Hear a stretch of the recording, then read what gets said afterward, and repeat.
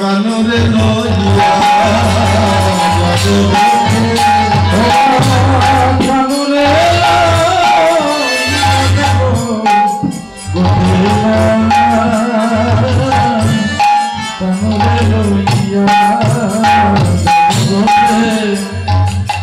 এবার শুনি বলা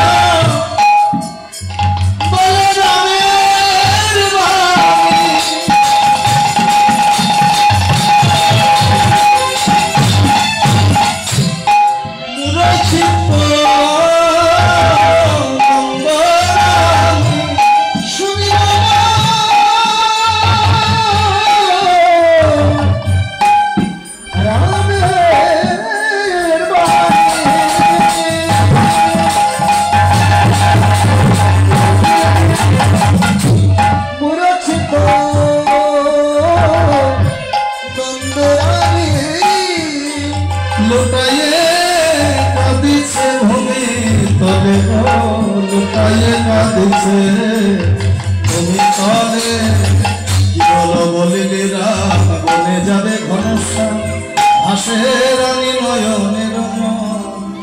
আরে ও শ্রীরাম বলরাম, আমি আমার গোপালকে গোঠে দেব না। কেন না, নিশীতে দেখেছি স্বপন কালিদহে গোপাল কত, এত বিপদ জেনে আমি আমার গোপালকে গোঠে দেব না। শ্রীরাম বলেন এই যেমন তুমি যে গোঠে দেবে না তো তোমার নবলক্ষ ধেনুর কি হবে?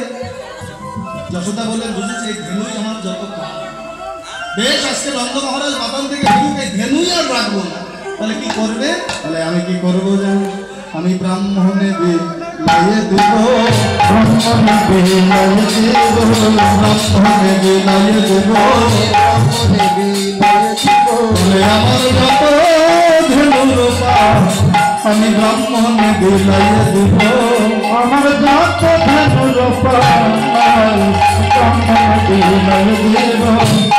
মানে এই যে তুমি যে ব্রাহ্মণকে বিলিয়ে দেবে, কিন্তু তোমার গোপাল তো দিনে 10 বার ননি খায়, না তোমার গোপাল কি খেয়ে বাঁচবে? যশোদা বললেন তবে কি আমার গোপাল না খেয়ে থাকে? না না, তা হবে না। তাহলে আমি কি করবো জানিস? আমি ভিক্ষা মেঙ্গে খাওয়াইব, আমি ভিক্ষা মেঙ্গে খাওয়াইব, ভিক্ষা মেঙ্গে খাওয়াইব, ব্রজবাসীর দ্বারে দ্বারে আমি ভিক্ষা মেঙ্গে খাওয়াইব, ব্রজবাসীর দ্বারে দ্বারে ভিক্ষা মেঙ্গে খাওয়াইব। শ্রীরাম বললে মা, তুমি যে ভিক্ষা করবে, ভিক্ষা দেবে তাকে? বলে কেন, কেউ দেবে না? বলে কে দেবে, কার স্বার্থ আছে? তোমার কণ্ঠে যে নীলমণির হার, এই নীলমণির হার যদি তোমার কণ্ঠে থাকে, এই জগতে তোমায় ভিক্ষা দেবে এমন শব্দ কার আছে? যশোদা বললেন তবে কি আমার গোপাল না খেয়ে থাকে?